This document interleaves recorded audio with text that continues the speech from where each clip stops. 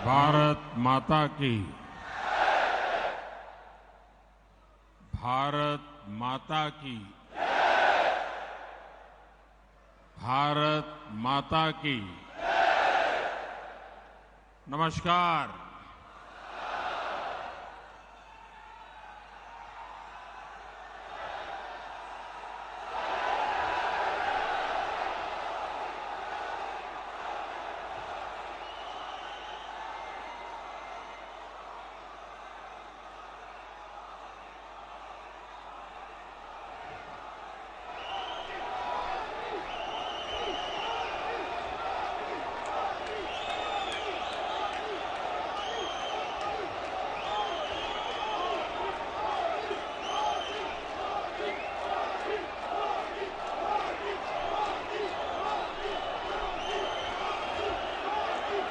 भारत माता की।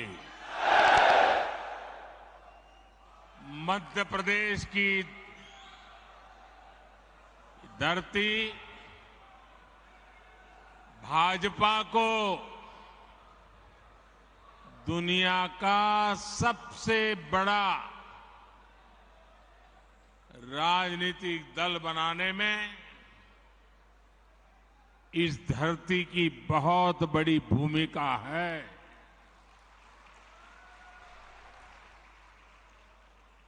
और इसलिए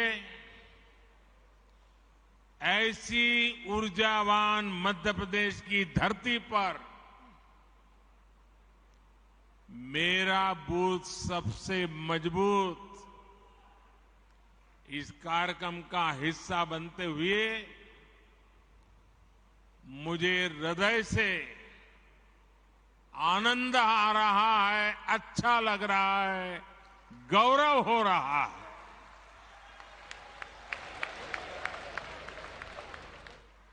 अभी कुछ ही देर पहले ही मुझे देश के 6 राज्यों को जोड़ने वाली 5 वंदे भारत ट्रेनों को एक साथ हरी झंडी दिखाने का अवसर भी मिला है।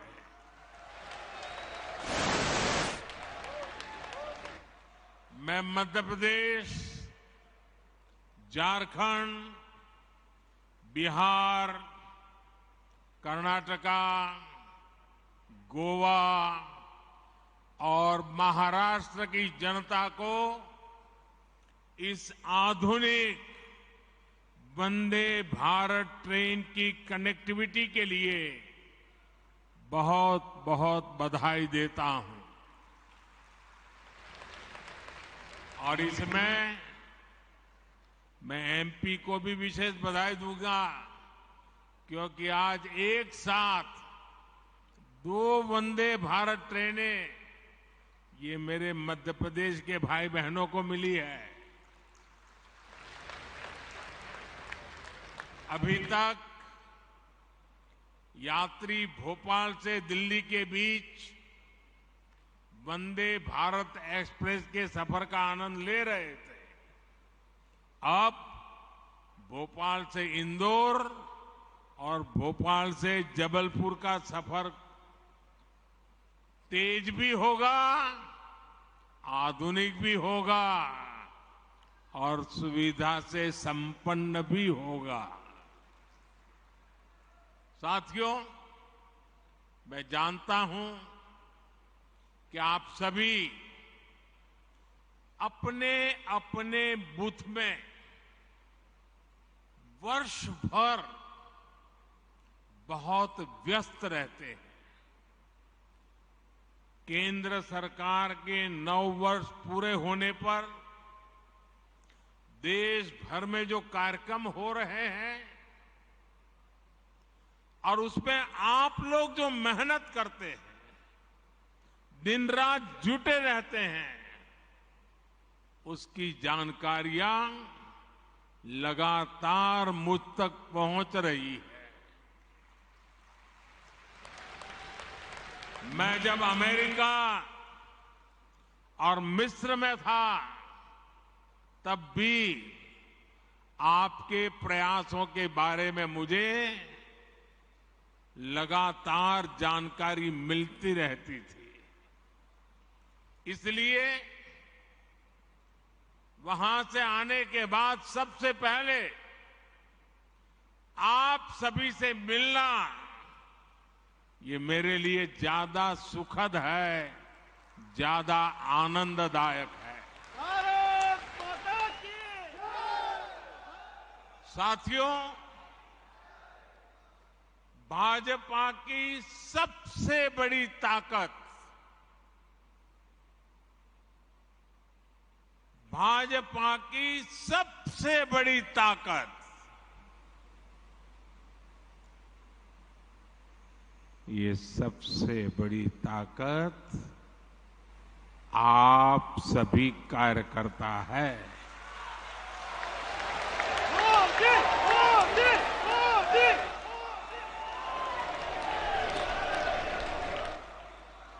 और मैं नड्डा जी का केंद्रीय भारतीय जनता पार्टी के नेतृत्व का, राज्यों के भाजपा के नेतृत्व का, मध्य प्रदेश भाजपा नेतृत्व का हृदय से अभिनंदन करता हूं इस कार्यक्रम की रचना के लिए, क्योंकि आज मैं एक साथ बूथ में काम करने वाले करीब 10 लाख कार्यकर्ताओं को वर्चुअली संबोधित कर रहा हूं। आप तो इतने लोग यहां हैं, लेकिन देश का हर पोलिंग बूथ आज यहां आपसे जुड़ा हुआ है।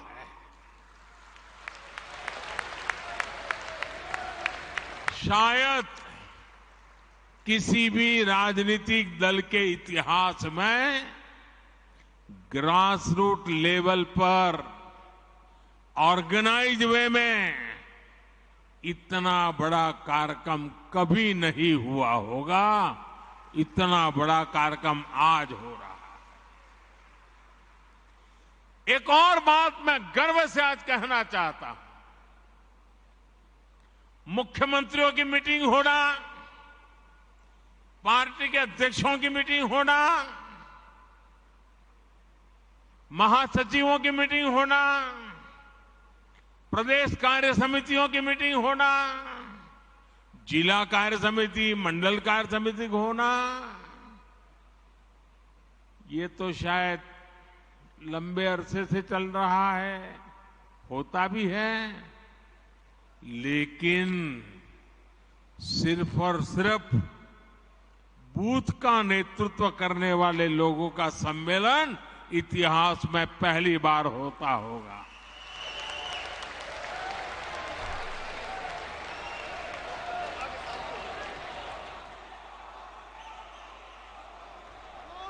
साथियों,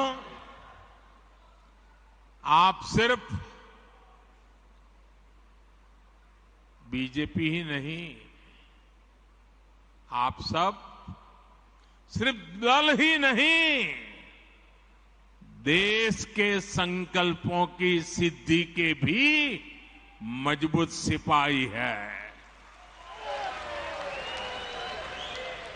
भाजपा के हर कार्यकर्ता के लिए देश हित सर्वोपरि है। दल से बड़ा देश है। जहां दल से बड़ा देश हो,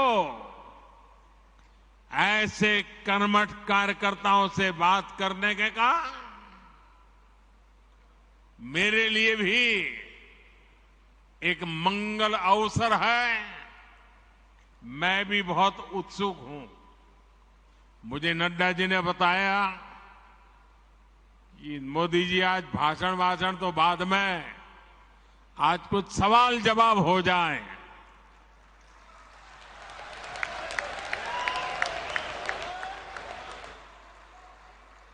मैंने भी बात को मान लिया। आइए बातचीत का सिलसिला शुरू करते हैं। हमारी बहन जी वहां से जैसे भी आगे आज्ञा करेगी, मैं अपनी गाड़ी आगे चलाऊंगा।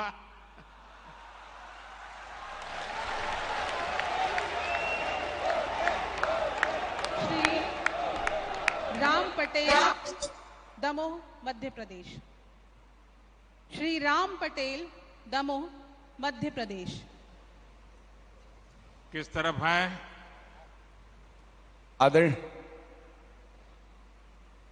हाँ, बताइए बताइए। आदरणीय मोदी, दिख रहा है, मैं स्क्रीन पे देख रहा हूं, आपको बताइए।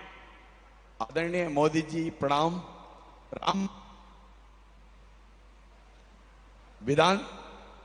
राम पटेल दमोह से टिकट का प्रभारी हूं। बूथ 171 दमोह से आपको प्रणाम करता हूं। आपसे मैं प्रश्न करना चाहता हूं। आपने भी खुद मंडल स्तर पर तक कार्यकर्ता बन करके काम किया है। ऐसे में आप राजनीति के अतिरिक्त सामाजिक जुड़ाव को कैसे देखते हैं? आपसे पूछना चाहता हूं आदरणीय प्रधानमंत्री जी। एक तो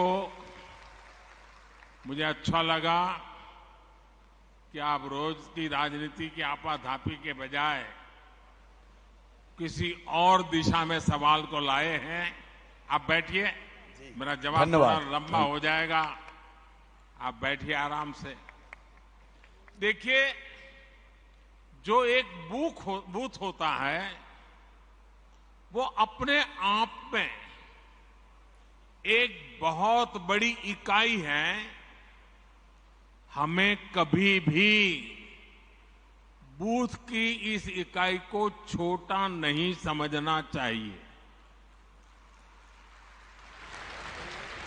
हमें अपने बूथ में राजनीतिक कार्यकर्ता से भी ऊपर उठकर समाज के लिए सुख दुख के साथी के रूप में अपनी पहचान बनानी चाहिए। और बहुत सी ऐसी चीजें होती हैं जिसमें जमीन का फीडबैक बहुत जरूरी होता है। जो बूथ के हमारे साथी हैं वे इसमें बहुत बड़ी भूमिका निभाते हैं। प्रधानमंत्री भी या मुख्यमंत्री भी अगर कोई सफल नीति बनाता है तो मान लेना किसी न किसी बूथ के कार्यकर्ता के दी हुई जानकारी की ताकत बहुत बड़ी होती है। हम भारतीय जनता पार्टी के कार्यकर्ता उनमें से नहीं है जो एयर कंडीशन कमरों में बैठकर पार्टियां चलाते हैं और फतवे निकालते रहते हैं। हम तो वो लोग हैं जो गांव-गांव जाकर गर्मी हो, बारिश हो, कड़कड़ाती ठंड हो, हर मौसम, हर परिस्थिति में जनता के बीच जाकर के खुद को खपाने वाले यहां लोग हैं। और इस वजह से बूथ का बहुत मजबूत होना बहुत स्वाभाविक है। मुझे याद है कि अगर ये बूथ कमेटी नहीं होती तो शायद ही कभी उज्ज्वला योजना का विचार ही नहीं आता। साथियों, ये आपकी निरंतर कोशिश होनी चाहिए, क्योंकि गांव से कार्यकर्ताओं ने मुझे उज्ज्वला गैस योजना के विषय में समझाया।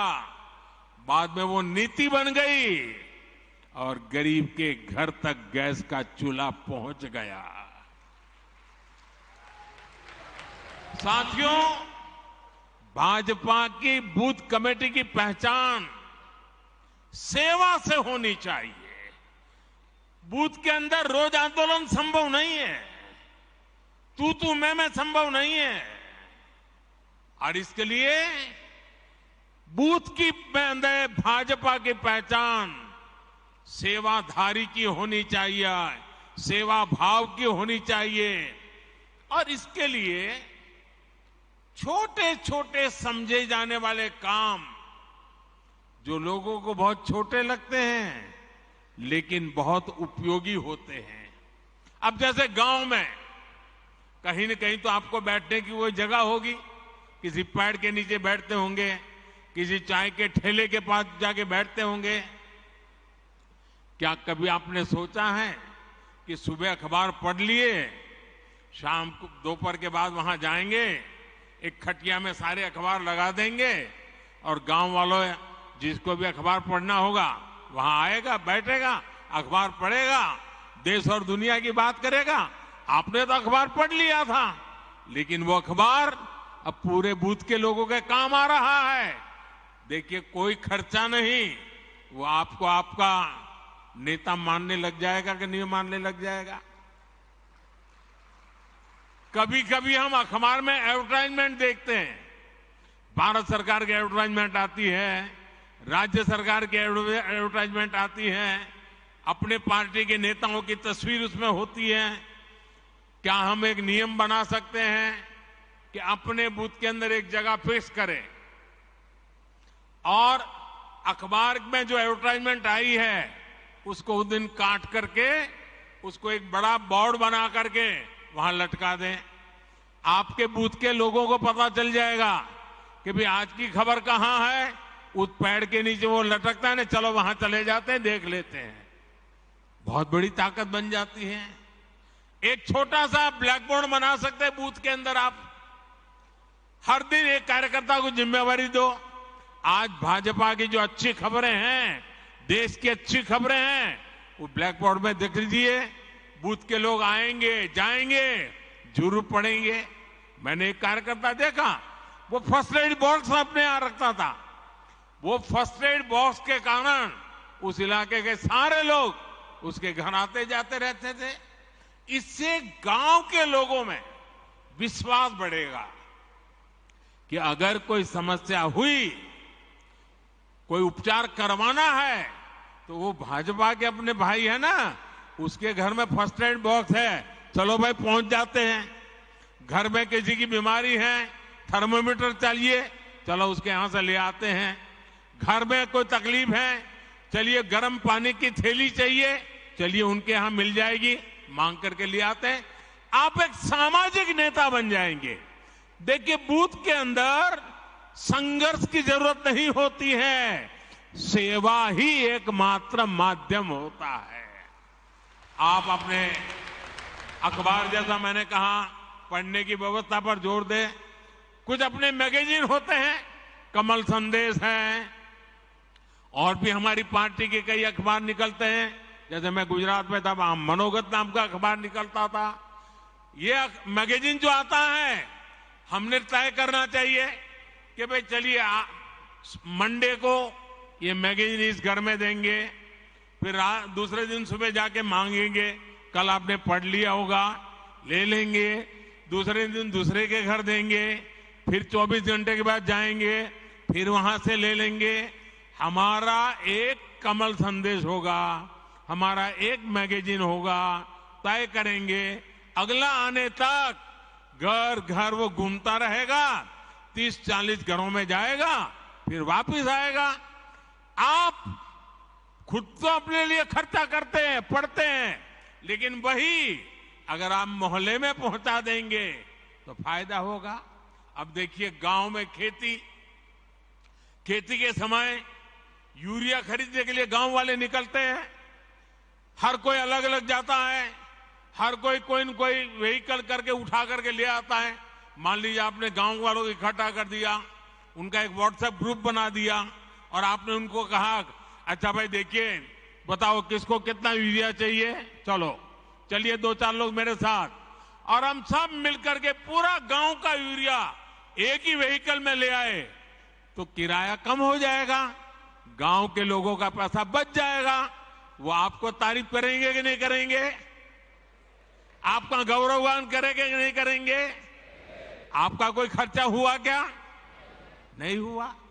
ऐसे छोटे छोटे काम हमने देखा है कि गांव हो या शहर, अगर कुछ करने की भावना सब में ही होती है, पर अक्सर माध्यम नहीं होता है। लेकिन जैसे ही कोई व्यक्ति माध्यम बन जाता है, नेतृत्व करने लग जाता है, तो सेवा भाव वाले लोग उसके साथ जुड़ ही जाते हैं भैया। अगर कोई व्यक्ति घर घर जाकर कहता है कि कोई पुरानी किताब है तो मुझे दे दीजिए, आप देखेंगे हर घर से बच्चे आकर खुद अपनी किताब आपको पुरानी दे देंगे। आप जरा घर में उस किताबों को ठीक कर ले बूथ के कार्यकर्ता, और फिर जो गरीब बच्चे हैं उनमें वो किताब बांट दे अपने बूथ में। हर गरीब परिवार के पास किताब पहुंच जाएगी। आप उनको लगेगा अरे मेरे बच्चे पढ़ाई करें, इसकी वो चिंता कर रहा है। जब मैं गुजरात में मुख्यमंत्री था, मणिनगर मेरा विधानसभा क्षेत्र था, तो मैंने आंगनवाड़ी की चिंता करना काम अपने जिम्मे लिया। अपने कार्यकर्ताओं को तैयार किया, भाई आपको आंगनवाड़ी में चक्कर काटना है और क्या करना है, किसी न किसी नए साथी को ले जाओ। अगर खजूर की सीजन है, आंगनवाड़ी में जाकर हर एक बच्चे को 2-2 खजूर खिला दो। अगर बेर की सीजन है, आंगनवाड़ी के बच्चों को जाकर के 2-2 बेर खिला दो। अगर कोई अच्छी टॉफी आ गई है, 2-2 टॉफी जाके, न्यूट्रिशन का प्रॉब्लम भी सॉल्व होगा, उन गरीब परिवारों से भी दोस्ती बन जाएगी। और इस इलाके में कोई जाने या न जाने आप निकलेंगे, हर बच्चा आपको जानता होगा। ये एक बहुत बड़ी ताकत बन जाती है साथियों। इस ताकत पर हमें जोर देना चाहिए, और ये जितना करेंगे, हमें गांव गांव में, शहर में, कस्बे में जाकर इस तरह से काम करते रहना चाहिए। तब जाकर के हमारे बूथ की ताकत बनती है। जब आप जनता से जुड़े ऐसे छोटे छोटे काम करोगे तो मुझे पक्का विश्वास है पूरे बूथ में कोई परिवार ऐसा नहीं होगा जो आपसे दूरी करेगा, वो आपसे नहीं जुड़ेगा। आपकी पहचान एक भाजपा के कार्यकर्ता से आगे बढ़कर एक समाज सेवक की तरह बने, इसके लिए बूथ के अंदर लगातार काम करना चाहिए। और यहां से आप बूथों में जाने वाले हो, अलग अलग बूथ में रहने वाले हो, वहां जरूर जाकर के इन चीजों का प्रयोग कीजिए। आप देखना, आपकी तरफ देखने का, आपके बूथ के कार्यकर्ताओं की तरफ देखने का पूरा दृष्टिकोण बदल जाएगा। आइए, कुछ और साथी भी पूछना चाहते हैं, अगले सवाल पर चलते हैं। अगला प्रश्न Shri Salla Ramakrishnan, Andhra Pradesh. Good morning sir, my name is Salla Ramakrishna, Araku parliament district. कहां से बोल रहे हैं भाई? हाँ, दिखाई दिया। हाँ, बोलिए। नमस्ते। हाँ, my name is Salla Ramakrishna sir, screen पे आपको देख अरकू रहा हूं। Parliament district. एक आराम से फिर से बताइए, जरा आराम से सवाल बताइए। Salla Ramakrishna sir, Araku parliament district sir. I belongs to tribal community, Pader Assembly, booth number 281 sir. My question to you sir, our government is doing so much activities in India level sir, in village level also.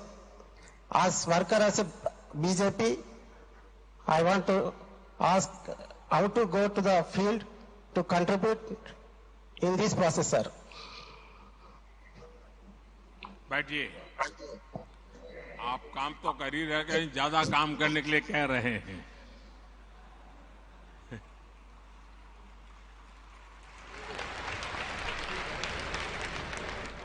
देखिए, कार्यकर्ता के दिल में और ज्यादा काम करने की भूख होना, ये भी बहुत बड़ी ताकत है।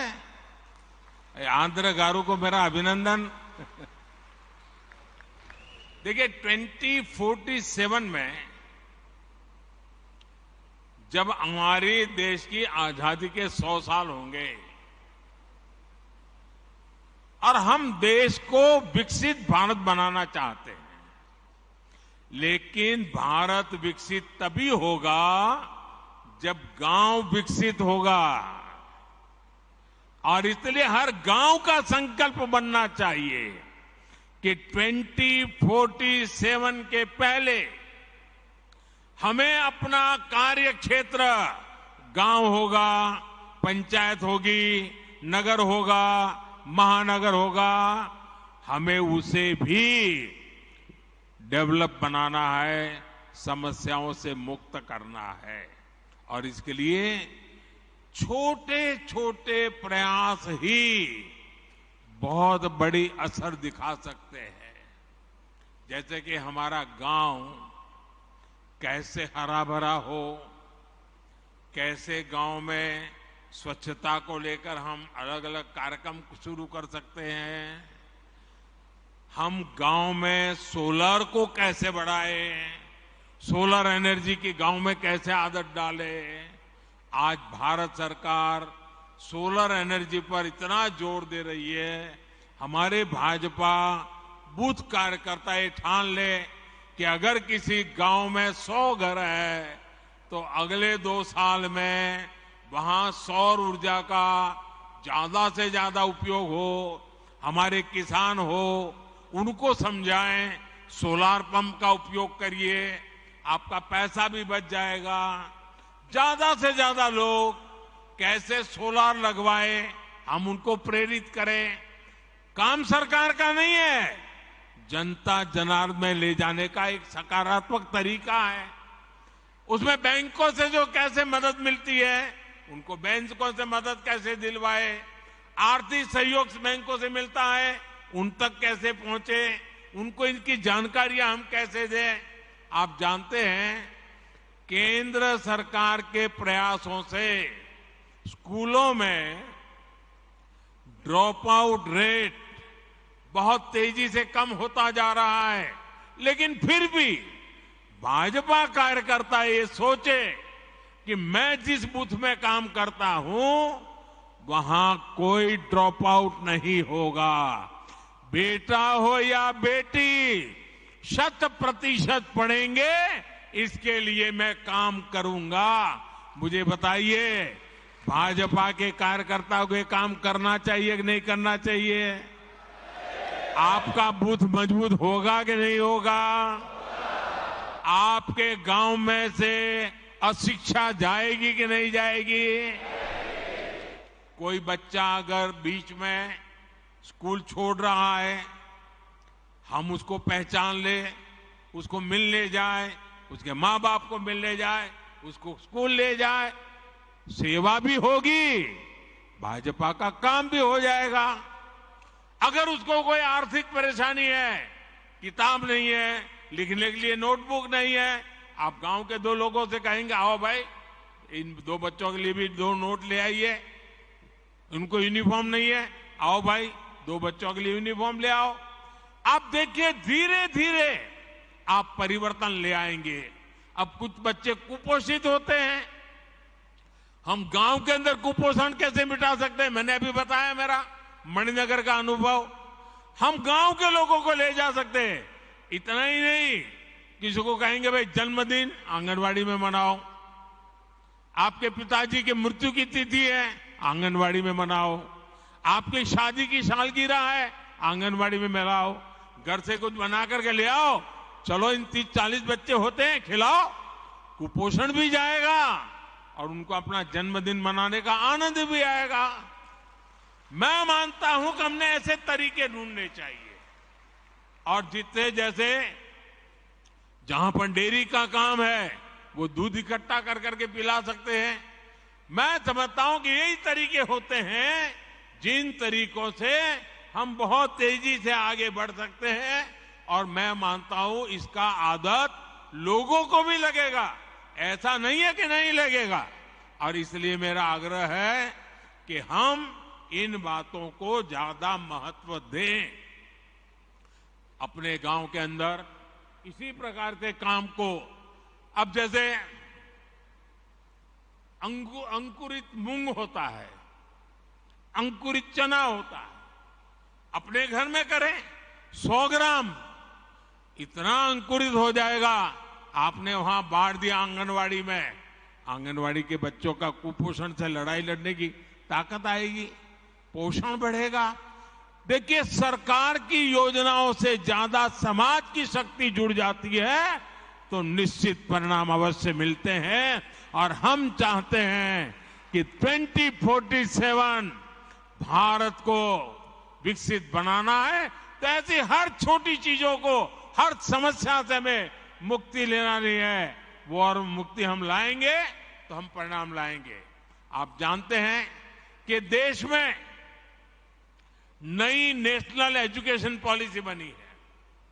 उसमें एक बात कही गई है कि बच्चों को प्रैक्टिकल नॉलेज, पढ़ाना कम, सीखना ज्यादा, टीचिंग नहीं लर्निंग।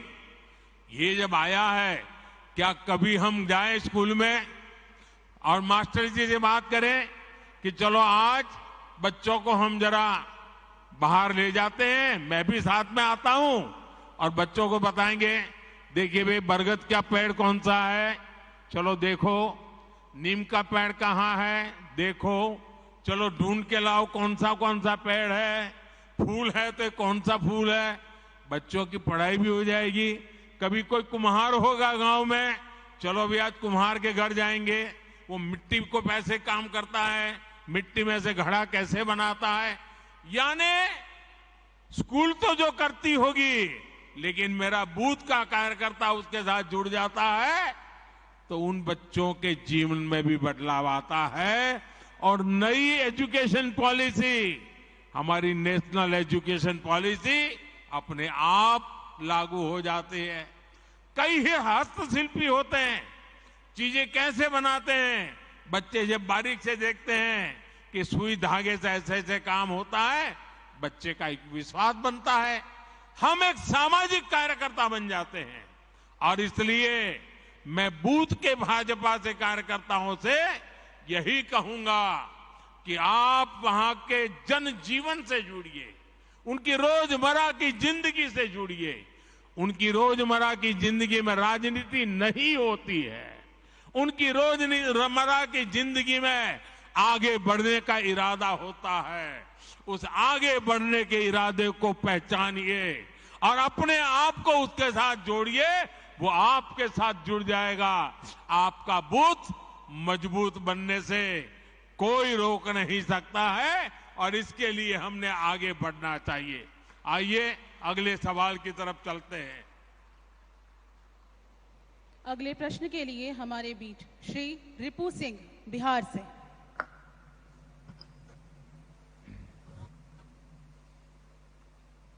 बताइए। माननीय प्रधानमंत्री जी, मैं बिहार के पावन धरती से मैं आपको प्रणाम करता हूं। मेरा नाम रिपू सिंह हुआ। कहाँ से हैं आप?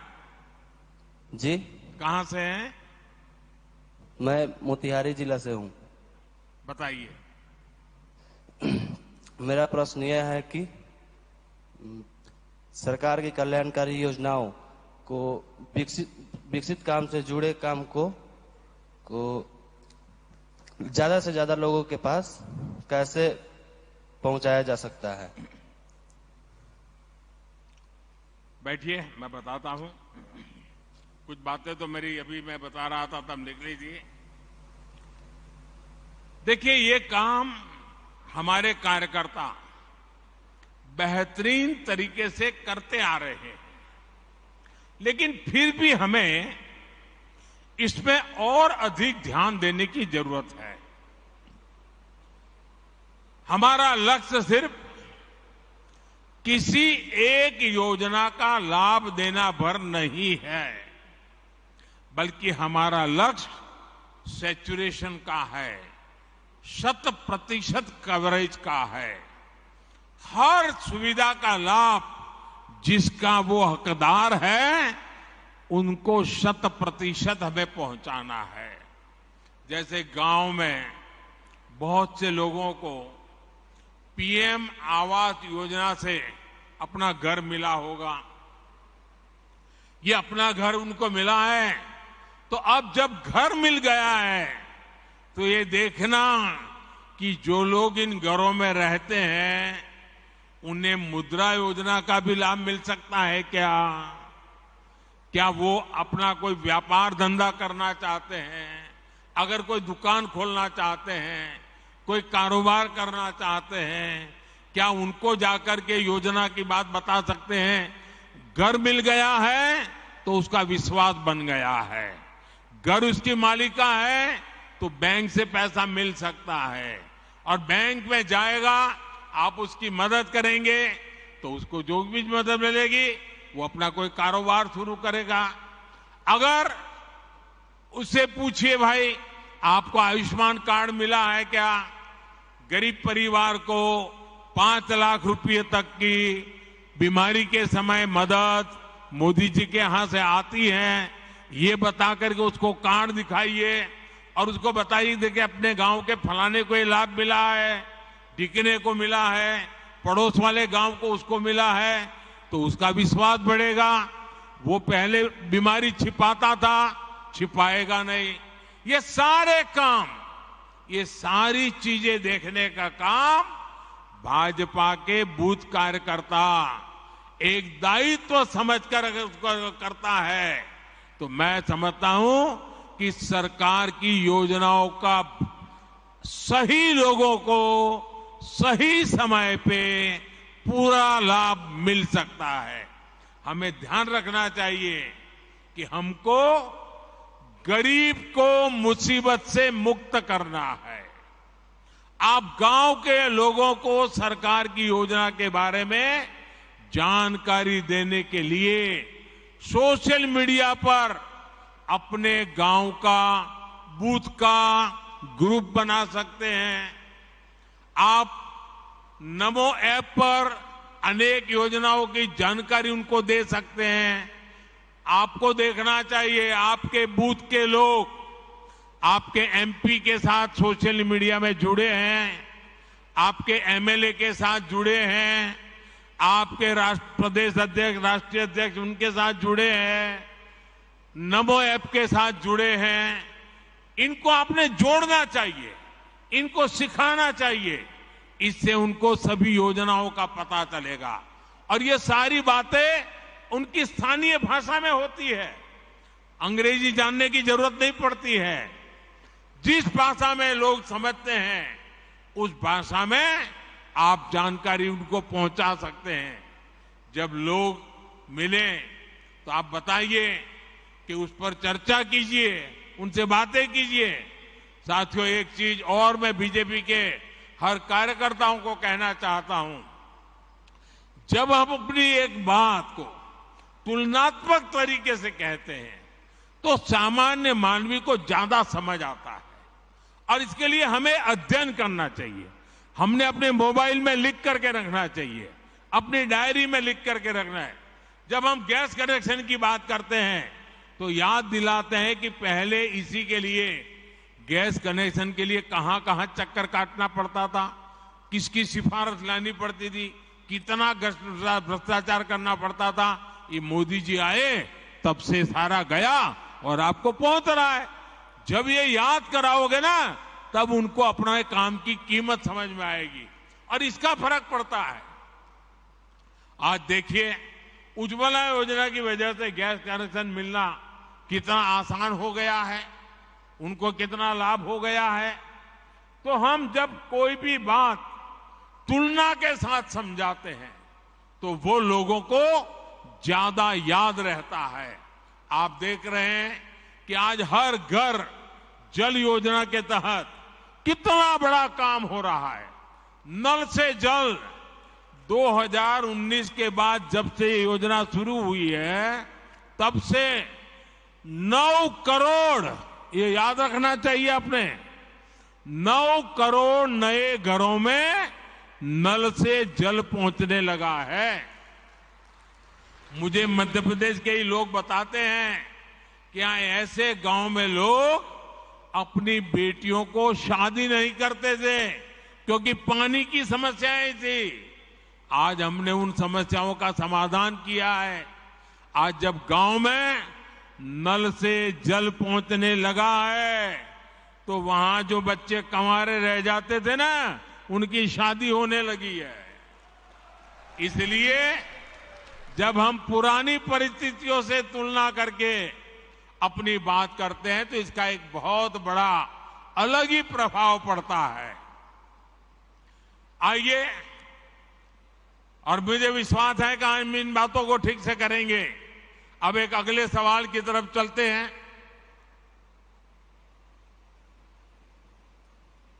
अगला प्रश्न है उत्तराखंड से बहन हिमानी वैष्णव का। जय बद्री विशाल माननीय प्रधानमंत्री जी। माननीय प्रधानमंत्री जी को मेरा सादर प्रणाम। मेरा नाम डॉक्टर हिमानी वैष्णव है। मैं देवभूमि उत्तराखंड के सीमांत क्षेत्र चमोली जनपद से हूँ। माननीय प्रधानमंत्री जी को मेरा प्रश्न है, पहले सामाजिक न्याय के नाम पर तुष्टीकरण को बढ़ावा दिया गया। हमारी सरकार ने संतुष्टीकरण पर बल दिया और उनको भी पूछा जिनको किसी ने नहीं पूछा। पहले की तुलना में अब आए अंतर को हम सामान्य जन को कैसे बताएं? बहुत ही सवाल बहन आपने पूछा है। कुछ लोग सिर्फ अपने दल के लिए जीते हैं, दल का ही भला करना चाहते हैं। वो ये सब इसलिए करते हैं क्योंकि उन्हें भ्रष्टाचार का, कमीशन का, मलाई खाने का, कटमनी का हिस्सा मिलता है। उन्होंने जो रास्ता चुना है उसमें ज्यादा मेहनत नहीं करनी पड़ती और ये रास्ता है तुष्टीकरण का, वोट बैंक का। गरीब को गरीब बनाए रखने, वंचित को वंचित बनाए रखने से ही उनकी राजनीति चलती है। तुष्टीकरण का ये रास्ता कुछ दिनों तक तो फायदा दे सकता है, लेकिन ये देश के लिए महाविनाशक होता है। ये देश के विकास को रोक देता है, देश में तबाही लाता है, देश में भेदभाव पैदा करता है, समाज में दीवार खड़ी करता है। एक तरफ इस तरह के लोग जो तुष्टीकरण करके अपने स्वार्थ के लिए छोटे छोटे कुनबे दूसरों के खिलाफ खड़े कर देते हैं, और दूसरी तरफ हम भाजपा के लोग हैं, हमारे संस्कार अलग हैं, हमारे संकल्प बड़े हैं और हमारी प्राथमिकता दल से पहले देश की है। और हम सब ये मानते हैं कि जब देश का भला होगा तो सबका भला होगा, जब सबका भला होगा तो देश आगे बढ़ेगा। और इसलिए भाजपा ने ये तय किया है कि हमें तुष्टीकरण के रास्ते पर नहीं चलना है, वोट बैंक के रास्ते पर नहीं चलना है। हमारा रास्ता कौन सा है? हम मानते हैं कि देश का भला करने का रास्ता तुष्टीकरण नहीं है, तुष्टीकरण नहीं है, तुष्टीकरण नहीं है। सच्चा रास्ता है संतुष्टीकरण, संतुष्टीकरण, संतुष्टीकरण। आज देश में जहां भी भाजपा सरकार है वहां हम संतुष्टीकरण के अभियान में लगे हैं। संतुष्टिकरण का रास्ता मेहनत वाला रास्ता होता है, उसमें पसीना बहाना पड़ता है। अगर बिजली मिलेगी तो सबको मिलेगी, तब लोग संतुष्ट होंगे। अगर नल से जल का अभियान चलेगा तो हर घर तक चलेगा, हर एक को पहुंचाने का प्रयास होगा। इसमें किसी के साथ भेदभाव नहीं होगा, जाति नहीं, बिरादरी नहीं, काका भतीजा मामा कुछ नहीं। जब भेदभाव नहीं होगा तो समाज में संतुष्टि बढ़ेगी। इसलिए हम संतुष्टिकरण के रास्ते पर बढ़ रहे हैं। साथियों, हमने देखा है कि कैसे तुष्टीकरण वाली गंदी सोच ने कुछ राज्यों के बीच में लोगों के बीच खाई पैदा कर दी। हमने देखा है कि यूपी में हमारे पासी भाई बहन, कोरी भाई बहन, खटीक भाई बहन और धनुक जैसी तमाम हमारे छोटे भाई बहन राजनीति के शिकार हुए और विकास से वंचित रह गए। उधर हम बिहार में देखें तो कोई दलित, कोई महादलित, और उसमें भी नई राजनीति और समाज को बांट दिया।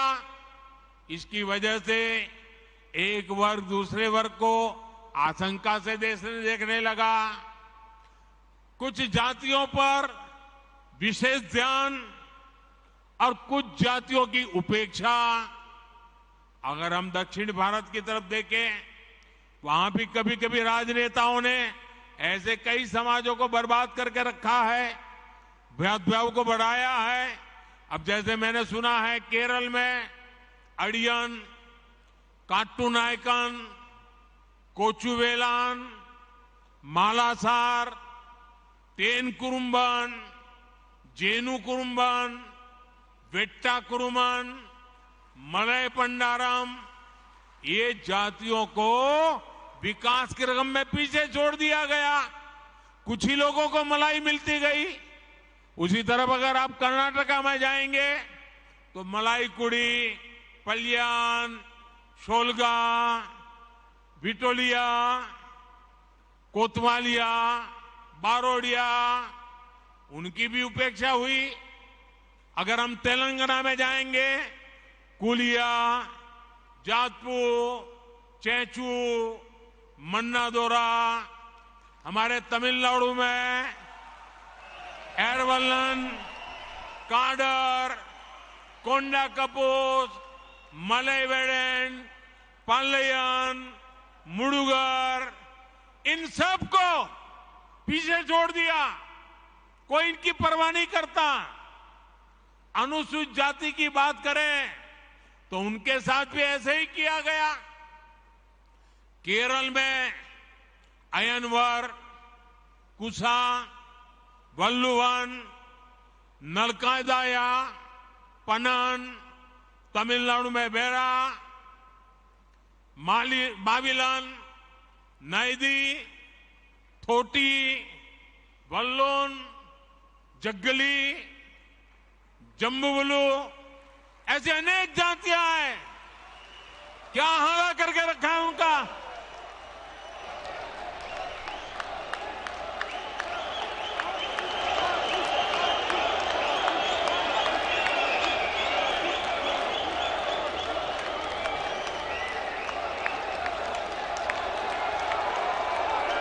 मेरे पास लंबी लिस्ट है।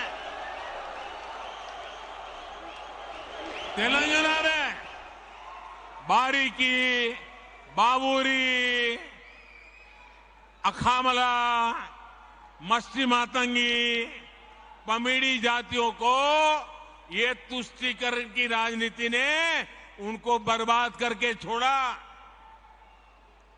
भाइयों बहनों, वोट बैंक की राजनीति में गुमंतु जनजातियों की कोई परवाह नहीं की गई। हमारे बंजारा भाई बहन, हमारे बालदिया लबाना, हमारे गाड़िया लोहार, हमारे गडोलिया, हमारे गडरिया, हमारे गायरी जैसे तमाम ये गुमंतु जातियों को सरकारी योजनाओं से वंचित रखा गया, उनके नसीब पर छोड़ गया। जब हम तुष्टीकरण के रास्ते पर जाते हैं तो समाज को बहुत बड़ा नुकसान होता है। साथियों, पिछले 9 वर्षों में हमने ऐसे छोटे छोटे हर परिवार की, समाज के छोटे छोटे तबके की सूद ली, जिनकी पहले किसी ने सूद नहीं ली थी। आप देखिए, पीएम स्वनिधि योजना के तहत रेडी पटरे ठेले फुटपाथ पर माल बेचते हैं, सब्जी बेचते हैं, ऐसे साथियों को पहली बार हमने बैंक में ले गए, बैंक के दरवाजे खोल दिए और उनसे बैंक से आसान कम ब्याज से पैसे दिलाने का काम किया। इसी प्रकार इस वर्ष के बजट में हम पीएम इस बार आने वाला है थोड़े दिन में, आपके पास भी कुछ सुझाव है तो मुझे भेजना। घोषणा की है हमने बजट में, पीएम विश्वकर्मा योजना लेकर के आए हैं और ये पीएम विश्वकर्मा योजना हमारे विश्वकर्मा साथी जो हाथ और औजार से काम करते हैं, जैसे हमारे लोहार, सोनार, कुम्हार, सुथार, मूर्तिकार, कारीगर, मिस्त्री, ऐसे सभी साथियों को इस योजना के तहत मदद मिलने वाली है। साथियों, सामाजिक न्याय के नाम पर वोट मांगने वालों ने गांव और गरीब के साथ सबसे अधिक अन्याय किया है। भाजपा सरकार ने हमारे बंजारा भाई बहन और गुमंतु समुदाय के लिए वेलफेयर बोर्ड गठित किया, ओबीसी कमीशन को संवैधानिक दर्जा देने का काम भी भाजपा ने किया और ये भाजपा सरकार ही है जिसने पहली बार गरीब परिवारों को भी शिक्षा और सरकारी भर्तियों में आरक्षण का लाभ दिया। तुष्टीकरण और संतुष्टीकरण में इतना बड़ा फर्क होता है और इसलिए हमारा रास्ता है संतुष्टीकरण, 100% सैचुरेशन। जैसा जैसा रेवेन्यू बढ़ेगा, मदद पहुंचती जाएगी। आइए अगले सवाल की तरफ चलते हैं। अगले प्रश्न के लिए बहन रानी चौरसिया उत्तर प्रदेश से जुड़ रही हैं।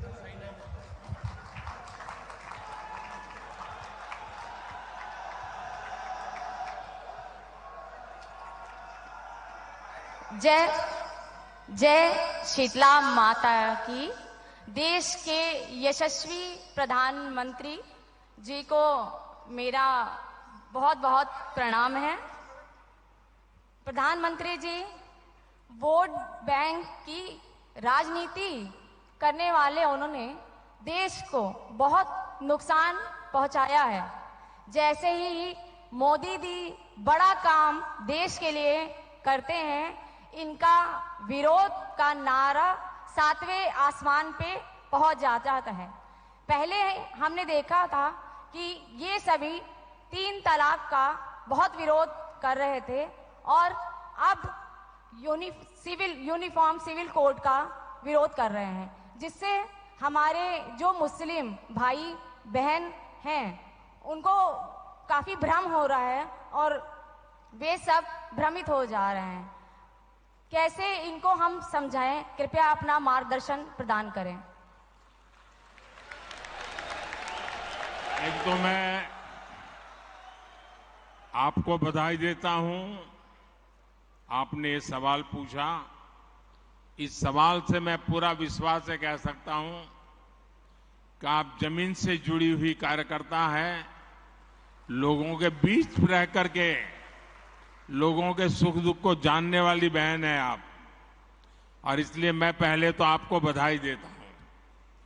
देखिए, मुझे लगता है, यानी देखिए, हमें थोड़ा अध्ययन करना चाहिए।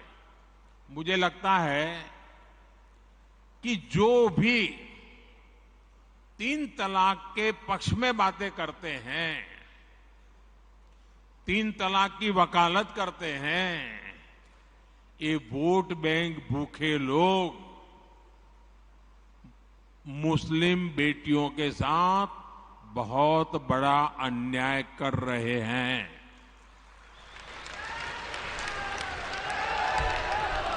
अच्छा, कुछ लोगों को लगता है कि भाई ये 3 तलाक से तो सिर्फ महिलाओं की बात हो रही है।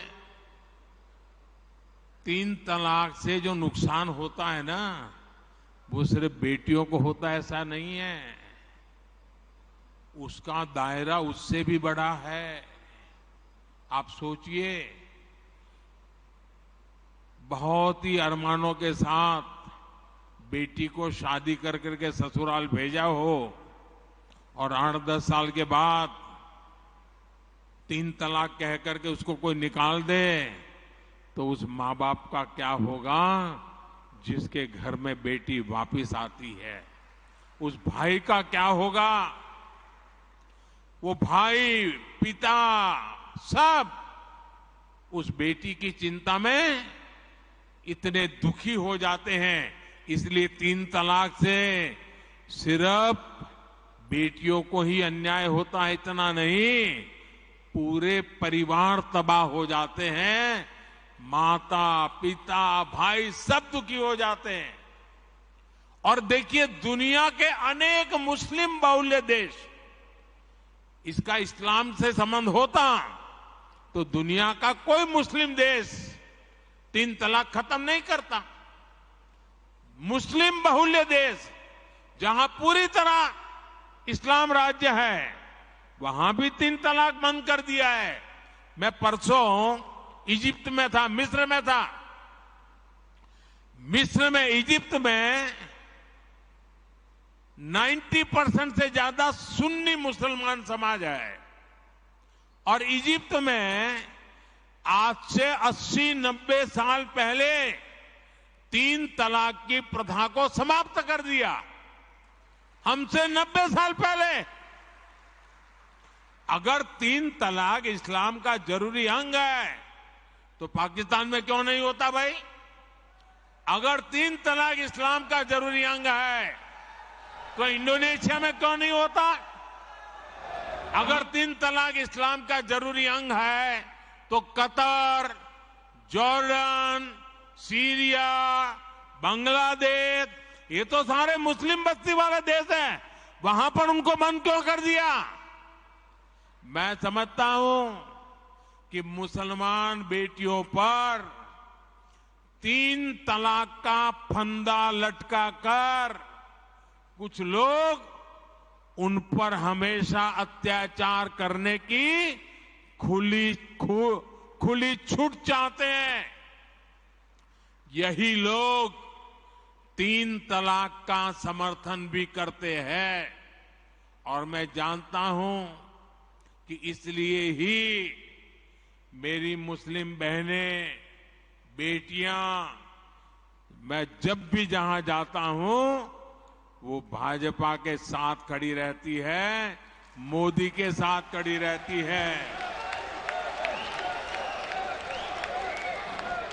साथियों, भारत के मुसलमान भाई बहनों को भी ये समझना होगा कि कौन से राजनीतिक दल उन्हें भड़का करके उनका फायदा लेने के लिए उनको बर्बाद कर रहे हैं। आजकल हम देख रहे हैं कि यूनिफॉर्म सिविल कोड के नाम पर ऐसे लोगों को भड़काने का काम हो रहा है।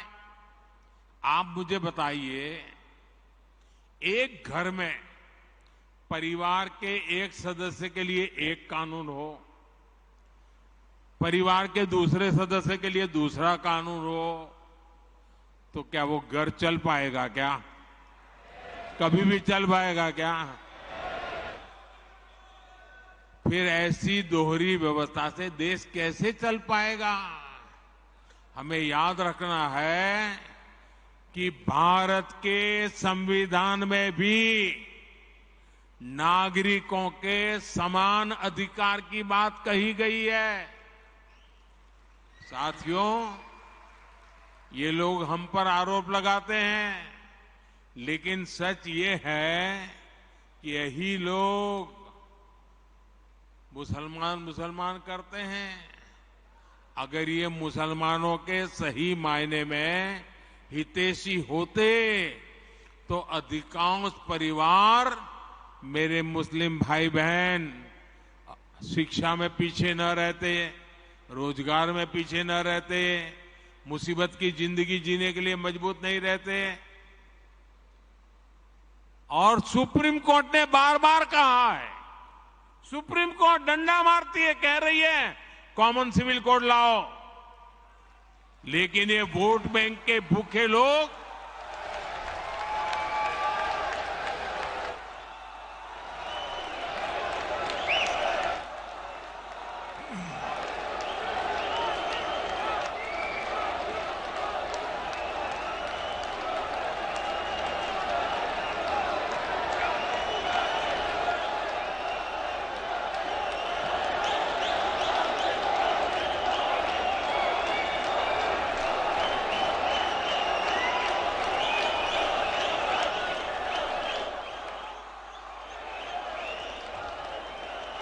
अच्छा, मैं आपको एक और बात बताना चाहता हूं।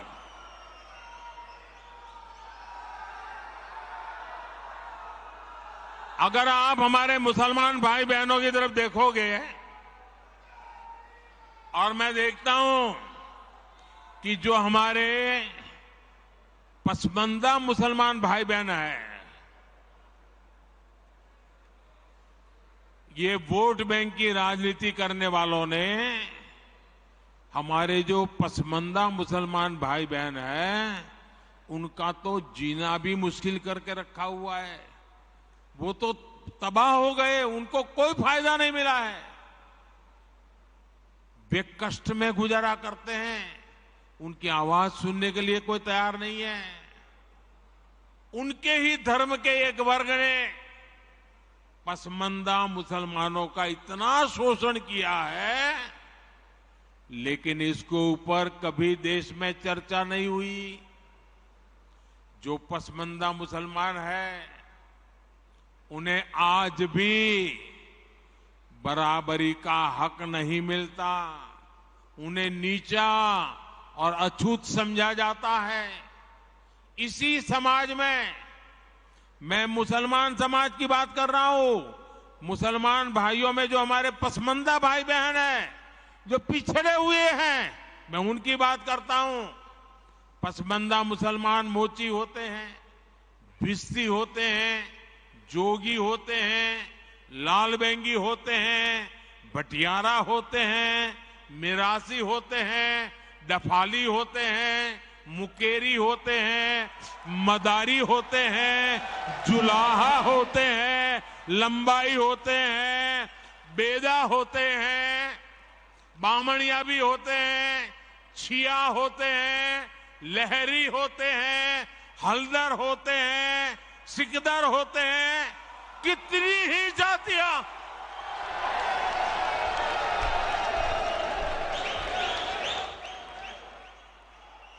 ये सब इतने पिछड़े रहे हैं, इनके साथ इतना भेदभाव हुआ है। भाइयों बहनों, इस भेदभाव का नुकसान उनकी कई पीढ़ियों को भुगतना पड़ा, लेकिन भाजपा देश के हर नागरिक के लिए सबका साथ सबका विकास की भावना से काम कर रही है। आयुष्मान भारत योजना ने उन्हें भी स्वास्थ्य सुविधा का हक दिया है। पीएम आवास योजना के तहत उन्हें भी अपना पक्का घर मिल रहा है। बीजेपी के कार्यकर्ता जब इन तथ्यों और तर्कों के साथ मुसलमान भाई बहनों के पास जाएंगे तो उन्हें ज्यादा बेहतर तरीके से समझाएंगे और उनका भ्रम भी दूर होगा। और इसलिए आपने जो सवाल मुझे बहन जी पूछा है, बड़े विश्वास के साथ जाइए और उनके सुख दुख दूर करने में, उनकी कठिनाइयों को दूर करने में एक कार्यकर्ता के नाते समानता का भाव से आप प्रयास कीजिए। जरूर वो आपकी बात मानेंगे, समझेंगे भी। आइए अगला सवाल पूछते हैं। गुजरात राज्य से हेतल बेन जानी अपना सवाल पूछें।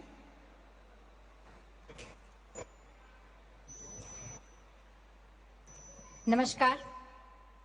आदरणीय प्रधानमंत्री श्री नरेंद्र भाई मोदी जी को मेरा शत शत नमन। मैं हेतल जानी गुजरात के सुरेंद्रनगर जिले से बोल रही हूँ।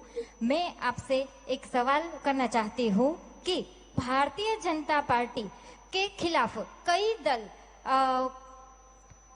एकजुट होकर भारतीय जनता पार्टी के खिलाफ कई दल एकजुट होकर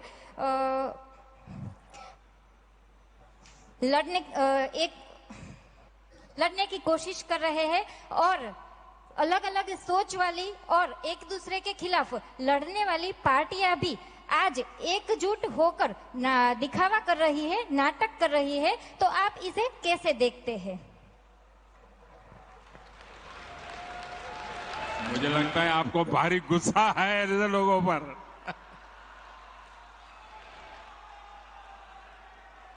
देखिए, ऐसे लोगों पर गुस्सा मत कीजिए, दया कीजिए उन लोगों पर।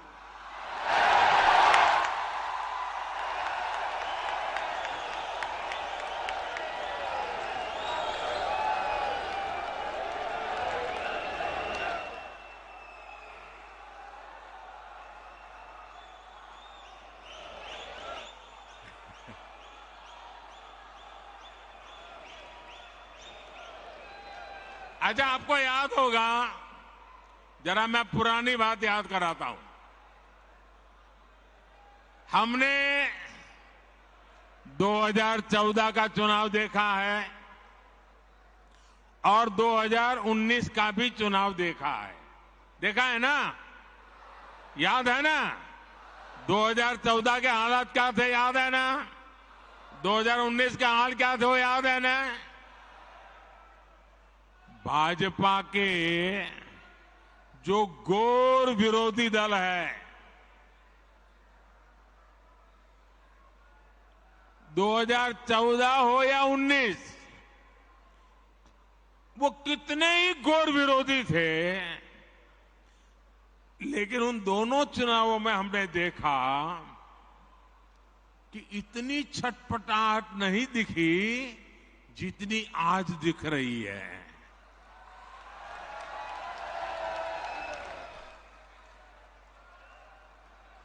जिन लोगों को कुछ लोग पहले अपना दुश्मन बताते थे, पानी पी पी कर कोसा करते थे, गालियां देते थे, अब उन लोगों को आगे जाकर वो साष्टांग प्रणाम कर रहे हैं, नतमस्तक हो रहे हैं। ये उनकी मजबूरी है। ये विपक्षी दलों की हरकतों से, उनकी घबराहट से साफ है कि देश की जनता ने 2024 के चुनाव में भाजपा को वापस लाने का मन बना लिया है।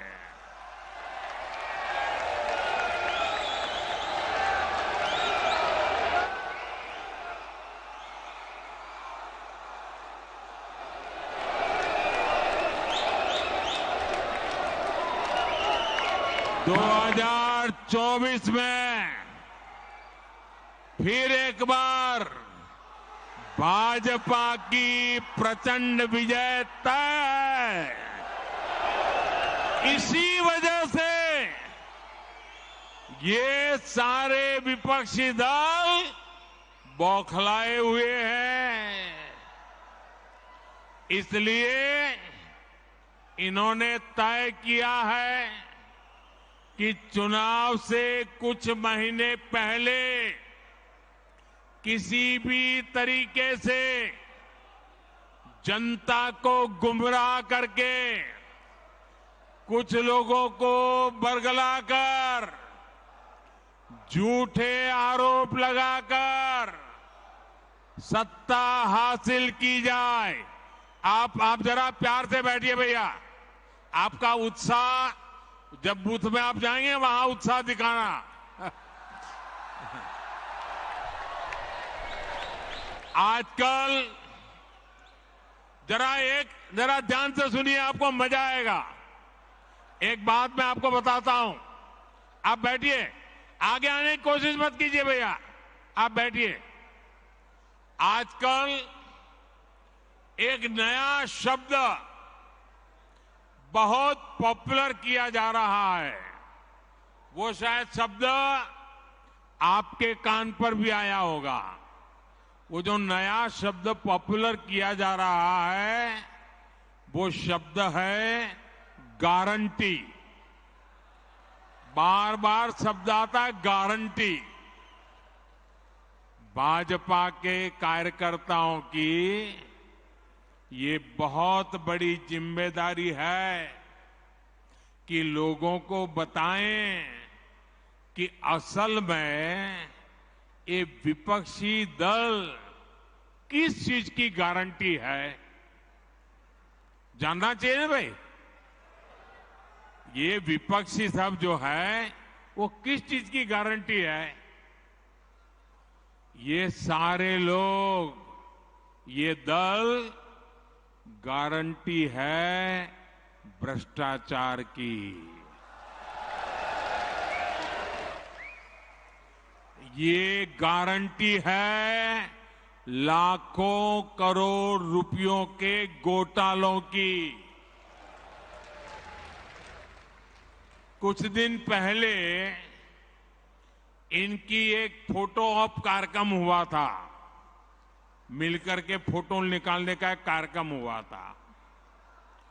इस बैठक में शामिल दलों के इतिहास को देखेंगे तो पता चलेगा कि वो सब मिलकर के, जितने भी लोग वो फोटो में दिखते हैं ना, एक एक को जरा देख लीजिए। उन सबका मिलकर के टोटल लगाएंगे तो ये सारे मिलकर के कम से कम 20 लाख करोड़ के घोटाले की गारंटी है।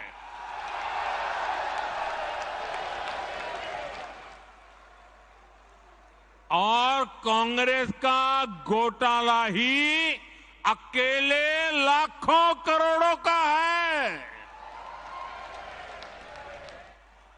1,86,000 करोड़ का कोयला घोटाला, 1,76,000 करोड़ का 2G घोटाला, 70,000 करोड़ रुपए का कॉमनवेल्थ घोटाला शामिल है, 10,000 करोड़ रुपए का मनरेगा घोटाला, हेलीकॉप्टर से लेकर सबमरीन तक कांग्रेस के घोटाले से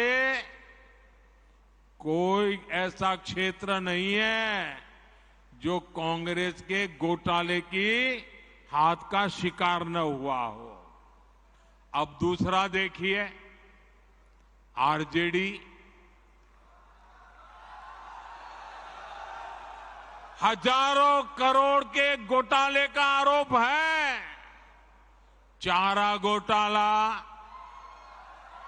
अलकतरा घोटाला, पशुपालन शेड घोटाला, बाढ़ राहत घोटाला, आरजेडी के घोटालों की इतनी लंबी सूची है, अदालतें भी थक गई, एक के बाद एक सजा घोषित करती चली जा रही है।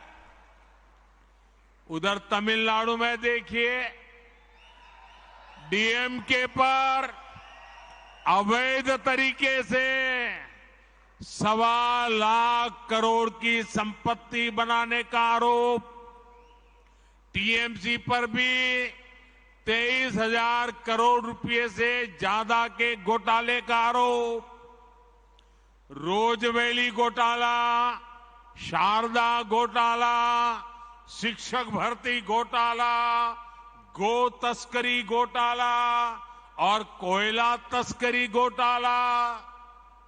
बंगाल के लोग ये घोटाला कभी भूल नहीं सकते। अगर मैं एनसीपी की बात करूं तो एनसीपी पर भी करीब करीब 70,000 करोड़ रुपए के घोटालों का आरोप है। महाराष्ट्र स्टेट कोऑपरेटिव बैंक घोटाला, महाराष्ट्र सिंचाई घोटाला, अवैध खनन घोटाला, इनकी लिस्ट भी बहुत लंबी है। इन पार्टियों के घोटालों का मीटर कभी डाउन ही नहीं होता। मैं तो कहूंगा कि बीजेपी के किसी कार्यकर्ता को कोशिश करनी चाहिए कि इन पार्टियों का घोटाला मीटर बनाने की एक बढ़िया, आप में से जो इनोवेटिव हो ना, बढ़िया इनके घोटालों का मीटर बढ़ा दीजिए। हाँ, इन पार्टियों के पास घोटालों का ही अनुभव है, इसलिए अगर कोई गारंटी है इनकी तो एक ही गारंटी है, और वो गारंटी है घोटालों की गारंटी। अब देश को तय करना है, क्या ये घोटालों की गारंटी को देश स्वीकार करेगा? देश स्वीकार करेगा? लेकिन दोस्तों, मैं आपके बीच में से पल करके बड़ा हुआ हूं, आपसे साथ काम करते करते आपने मुझे यहां पहुंचाया है, तो आज मैं भी एक गारंटी देना चाहता हूं। दे दूं? दे दूं? दे दूं? अगर उनकी घोटाले की गारंटी है तो मोदी की भी एक गारंटी है।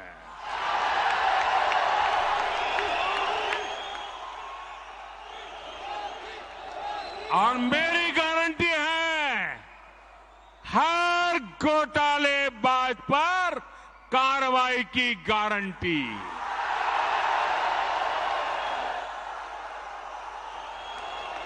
हर चोर लुटेरे पर कार्रवाई की गारंटी।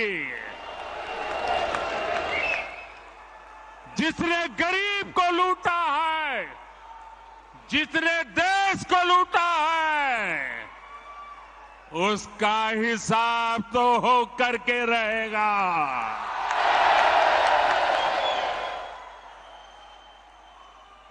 आज जब कानून का डंडा चल रहा है, जब जेल की सलाखें सामने दिख रही है, तब जाकर के ये जुगलबंदी हो रही है। इनका कॉमन मिनिमम प्रोग्राम भ्रष्टाचार के विरुद्ध एक्शन से बचने का ही है। भाजपा के बूथ स्तर के कार्यकर्ता इस बात को गांव-गांव तक पहुंचाएंगे तो लोगों को इनकी वास्तविकता का पता चल ही जाएगा। लोग स्वयं जागरूक है, वो देख रहे हैं इस विपक्षी एकता की कोशिश के पीछे सभी दलों की क्या मंशा है। उन दलों की असली पहचान 20 लाख करोड़ रुपए के घोटाले की गारंटी है। यही उनका इतिहास है।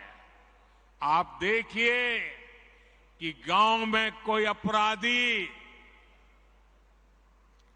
जब अपनी जेल में सजा काटकर गांव में आता है तो उसे लेकर क्या रवैया रहता है। वो लोग उसके पास जाते हैं और उसे जानने की उत्कंठा रहती है कि जेल कैसी होती है। जिनको खुद जेलने का डर होता है, अब पटना से बढ़िया जगह क्या हो सकती है। और आज हम देख रहे हैं कि कई लोग जो जमानत पर चल रहे हैं, जो घोटालों के आरोपी हैं, जिनके ऊपर भ्रष्टाचार के आरोप है, ऐसे लोग उन लोगों से जाकर मिल रहे हैं जो सजा काट रहे हैं या जेल में से अनुभव लेकर के आए हैं। ये इस तरह एक दूसरे को बचाने में उसकी कोशिश कर रहे हैं। ये देश के लोगों को समझना है और देश के लोग हमसे भी ज्यादा इन बातों को भली भांति समझते हैं। साथियों, कोई गरीब ये नहीं चाहता कि उसके बच्चों के नसीब में भी गरीबी रहे। हमें लोगों को ये बताना होगा कि उन्होंने अपने बच्चों का भविष्य सुधारने के लिए जिनको वोट दिया उसका क्या परिणाम हुआ। परिवार के नाम पर वोट मांगने वालों ने अपने परिवार का भला किया। अब आपको सोच समझकर तय करना है कि आप किसका भला होता देखना चाहते हैं।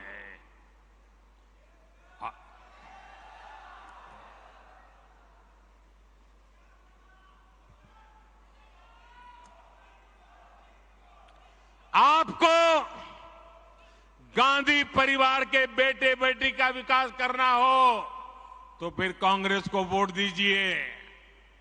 आपको मुलायम सिंह जी के बेटे का भला करना है तो फिर समाजवादी पार्टी को वोट दीजिए। अगर आप लालू परिवार के बेटे बेटियों को उनका भला करना चाहते हो तो आरजेडी को वोट दीजिए। आपको शरद पवार जी की बेटी का भला करना हो तो आप एनसीपी को वोट दीजिए। आपको अब्दुल्ला परिवार के बेटे का भला करना हो तो आप नेशनल कॉन्फ्रेंस को वोट दीजिए। आपको करुणानिधि जी के बेटे बेटियों पोते पोतियों का भला करना हो तो डीएमके को वोट दीजिए। आपको के चंद्रशेखर राव की बेटी का भला करना हो तो आप बीआरएस को वोट दीजिए। लेकिन मेरी बात ध्यान से सुनिएगा। मेरे देशवासियों, मेरी बात ध्यान से सुनिएगा। अगर आपको अपने बेटे का, अपनी बेटी का, अपने पोते का, अपनी पोती का, अपने नाते का, अपनी नाती का, अगर आपको अपने परिवार के बच्चों का भला करना है तो आप वोट भाजपा को दीजिए।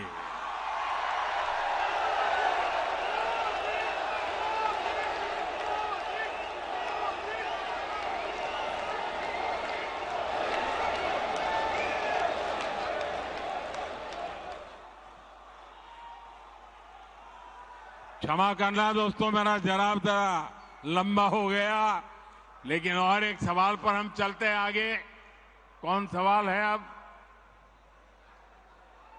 अगला प्रश्न सभागृह में राजस्थान राज्य से पधारे कार्यकर्ता श्री रचित कछवा।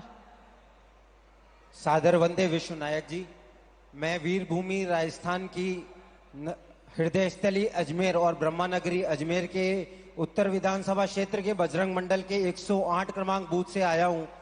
मेरा एक सवाल है कि हमारी बहुत सारी योजनाएं हैं जिसमें बचत की बात कही गई है, लेकिन हम बूथों पर जाकर के ये कैसे लोगों को समझाएं कि ये भाजपा की योजनाओं के कारण उनके घरों में इतनी सारी बचत हुई है, हमारी सरकारों के कारण ही उनको इतनी सारी बचत मिल पा रही है, ये हम बूथों पर जाकर के कैसे समझाएं? माननीय प्रधानमंत्री जी। ये बहुत ही अच्छा सवाल आपने पूछा है। ये मेरे सभी जो वीसी पर भी कार्यकर्ता बैठे हैं उनको भी ये जवाब बहुत काम आएगा, आप लोगों को भी बहुत काम आएगा, और इसलिए मैं इस सवाल को थोड़ा ढंग से समझाना चाहता हूं आपको। देखिए, आज भारत दुनिया के उन देशों में है जहां विकास तेजी से हो रहा है और महंगाई दर नियंत्रण में है। आप कल्पना कर सकते हैं कि कोरोना के बाद दुनिया के कितने ही देश हैं जहां महंगाई ने सारे रिकॉर्ड तोड़ दिए हैं। उन देशों में गरीब हो, मध्यम वर्ग हो, आज महंगाई की वजह से हाहाकार मचा हुआ है। आप हमारे पड़ोस में ही देखें तो पाकिस्तान में महंगाई दर कितनी है? 38% से ज्यादा महंगाई है, 38%। श्रीलंका में महंगाई दर कितनी है? 25% से ज्यादा है। बांग्लादेश में महंगाई कितनी है? 10% के आसपास है। और भारत में महंगाई का दर कितना है? 5% से भी कम है।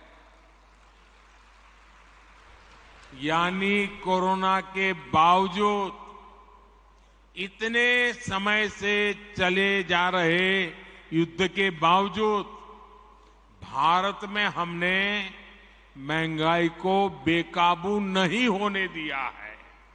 और आपने ये बात बहुत अच्छी कही कि भाजपा सरकार का जोर तो लोगों को ज्यादा से ज्यादा बचत कराने पर है। अब जैसे मोबाइल डेटा का उदाहरण ले, ये आपको काम आएगा जरा। ये जो मोबाइल डेटा है ना, आप कभी यूट्यूब दिखना फलाना करते होंगे तो आपको जरा ध्यान करेगा। आज हर भारतीय हर महीने करीब करीब एवरेज करीब 20 जीबी डेटा इस्तेमाल करता है। आप मोबाइल फोन का उपयोग करते हैं, 20 जीबी डेटा। अगर 2014 से पहले जब हमारे देश में कांग्रेस की सरकार थी, उस समय 1 जीबी डेटा अगर आप उपयोग करते थे तो उसकी कीमत लगती थी 300 रुपया, करीब 300 रुपया। उस हिसाब से अगर आज आप देखते तो आपका मोबाइल का बिल हर महीने कम से कम 6,000 रुपया महीने आता। अगर 2014 वाली कांग्रेस की सरकार के हिसाब से देखें तो आज मोबाइल का फोन एवरेज आपका 6,000 रुपया आता। लेकिन भाजपा सरकार ने डेटा को गरीब के लिए बिल्कुल सस्ता कर दिया है। इसलिए अब आपका मोबाइल 20 जीबी डेटा के लिए उसको कितना देना पड़ता है? मुश्किल से 200-300 रुपया देना पड़ता है। मतलब कि आपका करीब 5,000 रुपया हर महीने बच रहा है। जिसके भी पास मोबाइल है करीब 5,000 रुपया बच रहा है। आप गांव के लोगों को समझा सकते हैं कि मोदी सरकार होने का मतलब क्या होता है। एक और उदाहरण देता हूं मैं आपको, एलईडी बल्ब का। जब कांग्रेस के समय के ये जो लट्टू होते हैं ना, ये एलईडी बल्ब 300-400 रुपये में बिकता था। 300-400 रुपया। आज बीजेपी सरकार में एलईडी बल्ब की कीमत हो गई 50-60 रुपया। कहां 300-400 और कहां 50-60। और बीते वर्षों में जो करीब 40 करोड़ सस्ते एलईडी बल्ब दिए गए, उसकी वजह से गरीब और मध्यम वर्ग का हर साल जो बिजली का बिल था वो करीब 20,000 करोड़ रुपया कम हुआ है। ये 20,000 करोड़ रुपया लोगों के जेब में कहीं न कहीं बचा है। किसी का 100, किसी का 200, किसी का 500। आपने प्रधानमंत्री भारतीय जन औषधि परियोजना यानी पीएम बीजेपी के बारे में भी सुना होगा। आप दवाई की दुकानें, जन औषधि दुकानें देखा होगा आपने। आप पोलिंग बूथ में जाइए ना, लोगों को जरूर है जन औषधि दुकान वाला जरूर बताना। आज जन औषधि के स्टोर में उत्तम से उत्तम प्रकार की दवाई सस्ते से सस्ते में मिलती है। इस स्टोर की वजह से गरीब का करीब 20,000 करोड़ रुपया बचा है। अगर एक परिवार में 60, 70, 80 साल के बुजुर्ग है और डायबिटीज है, अगर उनको महीने में 2,000 की दवा लगती है तो जन औषधि केंद्र में 100-150 रुपये में दवाई मिल जाती है और उनका महीना भर निकल जाता है। ये लोगों का पैसा बचाने का भाजपा का ये तरीका है। दोस्तों, आपके बूथ में ऐसे भी बहुत लोग होंगे जिन्होंने आयुष्मान भारत योजना का लाभ लिया है। आयुष्मान भारत योजना से गरीबों को अस्पताल में 5 लाख रुपए तक के मुफ्त इलाज की सुविधा मिलती है। इस योजना की वजह से करीब 5 करोड़ लोगों ने अस्पताल में भर्ती होने के बाद अपना इलाज कराया और 1 पैसे का खर्च नहीं हुआ है। अगर आयुष्मान भारत योजना नहीं होती तो इन गरीबों को अपने इलाज में 80,000 करोड़ रुपए से ज्यादा खर्च करना पड़ता। अभी 80,000 करोड़ बचा कि नहीं बचा? ये गरीब का भला हुआ कि नहीं हुआ? ये मध्यम वर्ग के परिवार का भला हुआ कि नहीं हुआ? साथियों, गरीबों की सेवा का ये भाव, गरीब की जेब की चिंता, भाजपा हर पल उनकी मदद में खड़ा रहता है और यही भाजपा की पहचान है। लेकिन विपक्ष की पार्टियां कैसे गरीब और मध्यम वर्ग की जेब काट रही है, ये भी देश के लोगों को बताना चाहता हूं। ये विपक्षी लोग पेट्रोल की कीमतों पर बहुत हाय तौबा मचाते हैं। देश के लोगों को राहत देने के लिए केंद्र सरकार ने 2 साल में 2 बार एक्साइज ड्यूटी कम की है।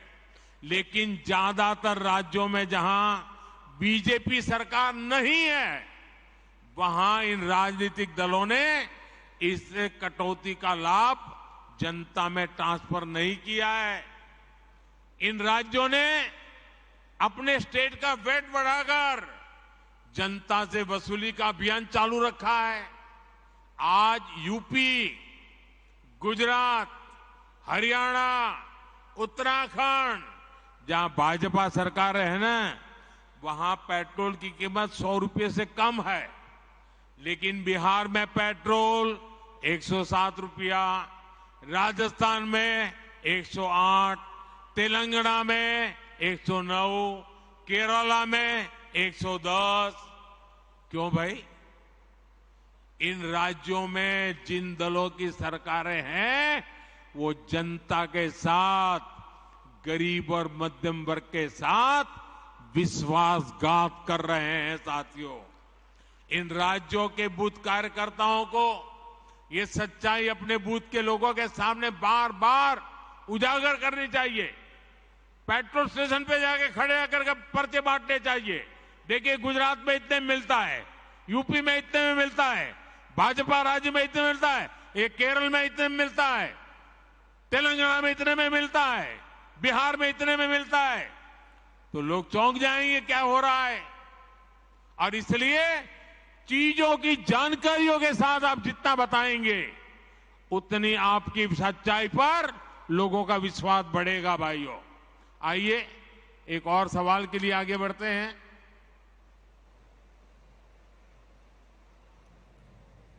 अगला प्रश्न है सभा कक्ष में उपस्थित श्री संजय सोडी जी द्वारा, जो छत्तीसगढ़ से आए हैं। हाँ बोलिए।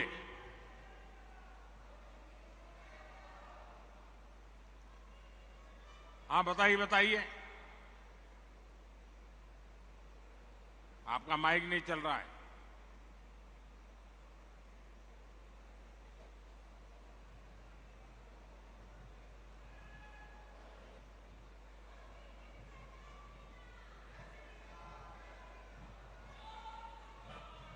भारत माता की, भारत माता की। हाँ बताइए जी।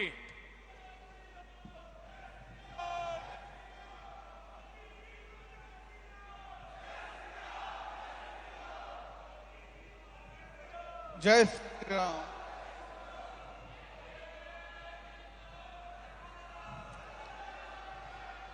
हाँ बोलिए बोलिए। ये नारे तो चलते रहेंगे, आप बोलिए।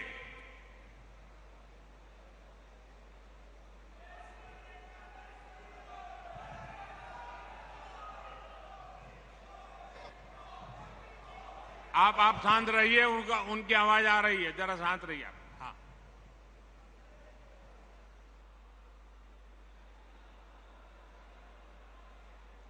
हाँ बताइए।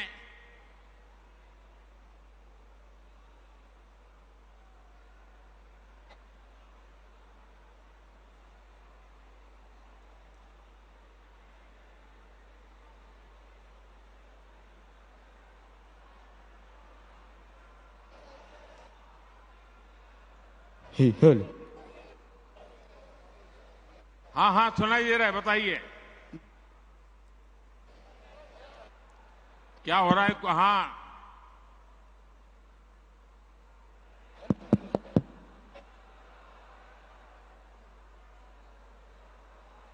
आप जब थपथपाते हैं तो सुनाई देता है, बोलना।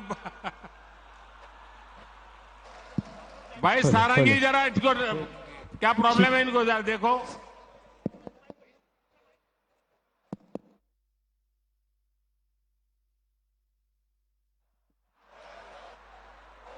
माइक। माननीय प्रधानमंत्री जी,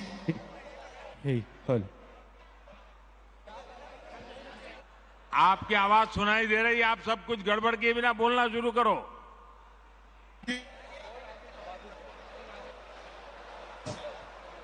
हेलो माननीय प्रधानमंत्री जी, माइक प्रॉब्लम। माइक। माननीय प्रधानमंत्री जी, जिलों की नगरी भोपाल में आपका स्वागत है, वंदन है, अभिनंदन है। मैं छत्तीसगढ़ की पावन धरा से आपको मेरी ओर से हाथ जोड़ के जय जोहार, सेवा जोहार करता हूं। मैं संजय सोडी, शक्ति केंद्र क्रमांक 1 सुकमा का प्रभारी हूं। मैं छत्तीसगढ़ के अंतिम छोर सुकमा जिला का निवासी हूं, जिसको आप सब नक्सलगढ़ के रूप में जानते हैं। मैं दक्षिण बस्तर के उन आदिवासी भाइयों के विषय में, वहां के अन्य समाज के जो किसान हैं उनके विषय में कहना चाहता हूं। उनके पास उपजाऊ जमीन होने के बावजूद आज वो पिछड़े हैं। तो मेरा सवाल है आज पूरे भारत देश के किसानों की तरफ से, सम्माननीय प्रधानमंत्री जी, किसानों के हित में एक अप्रोच कांग्रेस की सरकार में रही और एक अप्रोच भारतीय जनता पार्टी की सरकार में हम देख रहे हैं। इस अंतर को हम सामान्य जनों को, आम जनों को कैसे बता सकते हैं और उन्हें कैसे समझा सकते हैं? बहुत बहुत धन्यवाद। आपने किसानों का विषय लिया, अच्छा किया, क्योंकि मैं कब से बात कर रहा था, शायद ये विषय छूट जाता अगर आप न पूछते तो। देखिए, आज जरा पहले का अनुभव याद कीजिए। किसानों के साथ क्या होता था। कांग्रेस की सरकारों के दौरान सूखा पड़ता था तो परेशानी किसान की होती थी, बाढ़ आती थी तो किसान की सूद लेने वाला कोई नहीं होता था, किसान के नाम पर मदद को बिचौलिए खा जाते थे। कांग्रेस की एक ही नीति थी, पहले किसानों को संकट में पड़ने दो और फिर कर्ज माफी के नाम पर झूठ बोलकर वोट की फसल काटो। ये उनका तरीका रहता था। आपने 10 साल में कांग्रेस ने कुछ हजार करोड़ रुपए की कर्ज माफी का ऐलान किया, लेकिन असली किसानों ने को ये लाभ कभी पहुंचा ही नहीं। आप जाकर के देख लेना, इतनी सारी, कभी कभी तो 10 दिन में करेंगे, 100 दिन में करेंगे, कभी नहीं किया। क्योंकि ज्यादातर जो छोटे किसान होते हैं उनका तो बैंक में खाता भी नहीं होता है, और वो तो साहूकार के पास से और लोगों से पैसे लेकर के अपनी बेचारे की गाड़ी चलाते हैं। और इसलिए ये कर्ज माफी के नाम पर राजनीति करते थे, देते नहीं थे, और छोटे किसान को तो नसीब ही नहीं होता था। लेकिन भाजपा सरकार आज पीएम किसान सम्मान निधि से सीधा पैसा किसान के बैंक खाते में भेज रही है। इससे छोटे से छोटा किसान भी लाभान्वित हो रहा है। अभी तक इसके तहत आपको आंकड़ा याद रखना चाहिए, 2.25 लाख करोड़ रुपए। कितने? 2.25 लाख करोड़ रुपए। कितने? 2.25 लाख करोड़ रुपए किसानों के खाते में जमा हो चुके हैं, और वो भी करीब करीब 11 करोड़ किसान इस स्कीम के लाभार्थी हैं। साथियों, भाजपा की सरकार ने किसानों पर महंगे यूरिया, महंगे फर्टिलाइजर का बोझ भी नहीं पड़ने दिया। इसके लिए सरकार ने 2 लाख करोड़ रुपए से अधिक खर्च किया ताकि किसान को फर्टिलाइजर सस्ता मिले। आप में जरा आंकड़े याद रखना, आज अमेरिका में यूरिया की अगर 50 किलो की बैग है तो कीमत है 3,000 रुपये। ब्राजील में उसी बोरे की कीमत है 3,500 रुपये। चीन में इसकी कीमत है 2,100 रुपये। हमारे पड़ोस में बांग्लादेश में कीमत है 700 रुपये। पाकिस्तान में है 800 रुपये। लेकिन भारत के किसानों को वही यूरिया सिर्फ 270 रुपये के भी कम कीमत में मिल रहा है, क्योंकि भारत सरकार वो बोझ उठा रही है। देखिए, मैं आपको श्री अन्न यानी मिलेट्स के भी बात दोहराऊंगा। अभी मैं मिस्र में था तो वहां मिलेट्स की काफी चर्चा हुई। वहां के लोगों को गेहूं बाहर से मंगाना पड़ता है। मैंने उन्हें भारत के मिलेट्स यानी मोटे अनाज के बारे में बताया। भारत के करीब 2.5 करोड़ से ऐसे किसान हैं जो मिलेट्स की, मोटे अनाज की खेती करते हैं। वे कम पानी में विपरीत परिस्थितियों में भी मिलेट्स पैदा करते हैं। मिलेट्स की सबसे बड़ी ताकत ये होती है कि वो सुपर फूड होता है। दूसरा, ये पर्यावरण को नुकसान नहीं पहुंचाता है। मिलेट्स की ये खूबियां मैंने उन्हें बताई। श्री अन्न अभियान का मुख्य उद्देश्य हमारे छोटे किसान को ताकत देने का ही है। ऐसे में भाजपा के कार्यकर्ता को भी सोचना चाहिए कि श्री अन्न को बढ़ावा देने के लिए हर संभव प्रयास करें। साथियों, मैंने आपसे काफी समय लिया है और देश भर में देख रहा हूं, टीवी पे लाखों कार्यकर्ता वहां बैठे हुए नजर आ रहे हैं। आज हम गर्व से कह सकते हैं कि भारत 9 वर्षों में 10वें नंबर की अर्थव्यवस्था से 5वें नंबर की आर्थिक ताकत बन गया है। लेकिन इसका मतलब क्या है? इसका अर्थ यही है कि बीते 9 वर्षों में भारत और भारतीयों की कमाई बढ़ी है, समृद्धि में हिस्सेदारी बढ़ी है। आज जब हमारा निर्यात रिकॉर्ड स्तर पर है तो उसका लाभ किसानों को भी होता है और रोजगार निर्माण पर भी होता है। आज जब हमारी फैक्ट्रियां, हमारे उद्योग रिकॉर्ड उत्पादन करते हैं, जब रिकॉर्ड विदेशी निवेश आता है तो उसका लाभ भी सबसे अधिक हमारे युवाओं को होता है। ये समय, ये कालखंड भारत के युवा बेटे बेटियों का है। पिछले 9 वर्ष भारत के आत्मविश्वास को लौटाने के थे। अब आजादी का अमृत काल अमृत पीढ़ी के संकल्पों की सिद्धि का है। साथियों, बीजेपी के सुशासन का एक ही मंत्र है।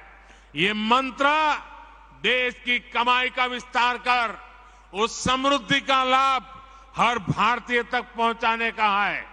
भाजपा एक तरफ देश के संसाधन बढ़ाने की नीति पर चलती है, देश की तरफ हर लाभार्थी तक पहुंचने का ईमानदार प्रयास करती है। इसलिए पिछले 9 वर्षों में देश में लाभार्थियों का एक बड़ा वर्ग तैयार हुआ है। जो पहले वंचित था उसे अब वरीयता मिल रही है। यही तो सच्चा सामाजिक न्याय है, जिसकी कामना पूज्य बापू से लेकर डॉक्टर अंबेडकर और लोहिया जी तक हर महापुरुष ने की थी। हमें इसी रास्ते पर आगे बढ़ना है और हमें बीजेपी का कार्यकर्ता होने के नाते एक और बात को ध्यान रखना है। सीट चाहे कोई भी हो, उम्मीदवार चाहे कोई भी हो, हमारा उम्मीदवार एक ही है। हमारा उम्मीदवार एक ही है और वो उम्मीदवार है कमल। कमल ही हमारा उम्मीदवार है। हमें हर घर कमल से बड़ा कुछ नहीं है। हमारे लिए कमल ही सब कुछ है। जनता को ये भी लगे कि जहां कमल है वहीं पर उसकी समस्याओं का समाधान है। इसलिए हमें कमल के निशान के साथ अपनी पहचान बढ़ानी है। हमें गर्व से कमल के निशान को अपने सीने पर लेकर चलना है। हम अक्सर देखते हैं कि सिर्फ चुनाव के दौरान ही कमल के निशान को बैनर तख्तियों में छपवाया जाता है, लेकिन अब हमें कमल के निशान को हर जगह, हर कार्यक्रम में प्रमुखता देनी चाहिए। हमें यह भी देखना है कि कमल से जो जुड़ा है उसकी पहचान सेवा से हो, समाज का हित करने वाले की हो। आज जो यहां से 2,500 से ज्यादा कार्यकर्ता हमारे विस्तारक अलग अलग राज्यों में जा रहे हैं, उन्हें भी इसी का विशेष ध्यान रखना है। ये अभियान आपके लिए एक तपस्या से कम नहीं है। जिस गांव में आप जाएं, वहां के लोगों के साथ, समाज के साथ उन्हीं की तरह जीवन जिए, ना अलग रहें और ना ही अलग दिखें, और अपने आत्मीय संबंध गांव के लोगों से ऐसे बनाएं कि वो आपकी वापसी के लिए आपसे आग्रह करते रहें। जाने के बाद भी आपका संपर्क बना रहना चाहिए, चिट्ठी चपाती चलती रहनी चाहिए। साथियों, मैं आज देश के प्रबुद्ध मतदाता का भी फिर से आभार व्यक्त करना चाहता हूं। आर्थिक हो या सामाजिक, देश आज निर्णायक फैसले इसलिए ले रहा है क्योंकि दशकों बाद देश के लोगों ने एक मजबूत और स्थिर सरकार चुनी है। आज पूरी दुनिया में भारत को लेकर इतनी पॉजिटिविटी इसलिए है क्योंकि यहां एक मजबूत सरकार है। आने वाले 25 साल यानी आजादी के अमृत काल में विकसित भारत के निर्माण के लिए यही स्थिरता, यही मजबूती, यही हमारे लिए आवश्यक है। हमें इसीलिए आगे बढ़ना है। इसी संदेश के साथ हमें बूथ बूथ पर अपने संवाद को आगे बढ़ाना है। इतनी बड़ी तादाद में, इतने शानदार कार्यक्रम में 10 लाख कार्यकर्ताओं के साथ मुझे जो बातचीत करने का, सवाल जवाब करने का अवसर मिला, मेरे लिए ये मेरी विदेश यात्रा की थकान भी आपको मिलकर के उतर गई। ये आपका प्यार, ये आपकी ऊर्जा, ये और नए काम करने की ताकत देती है। मैं फिर एक बार आपको बहुत बहुत बधाई देता हूं, बहुत बहुत शुभकामनाएं देता हूं। मेरे साथ जोर से बोलिए, भारत माता की, भारत माता की, भारत माता की, वंदे वंदे वंदे वंदे वंदे वंदे वंदे वंदे वंदे।